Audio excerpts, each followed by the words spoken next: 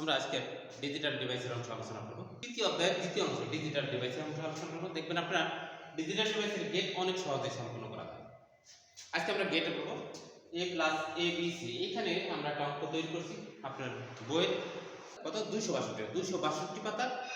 আমরা লেকচার গাইডের ICT intermediate ICT lecture গাইডে 262 পাতা এই অঙ্কটা সমাধান করব।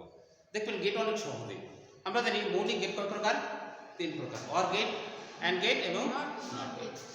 আজকে এগুলো আমরা শেষ করে দেখি। সর্বপ্রথম গেট করতে গেলে কয়টা সংখ্যা চিন্তা করতে হয়? 3টা সংখ্যা a b c। এখানে কিন্তু a b c আছে, আর কিছু নাই। তাহলে a b c তে আমরা তৈরি করে দেখি a b a b।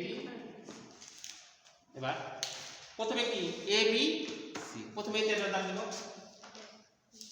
তারপর b তে একটা দাগ দেব, তারপর c তে একটা দাগ দেব।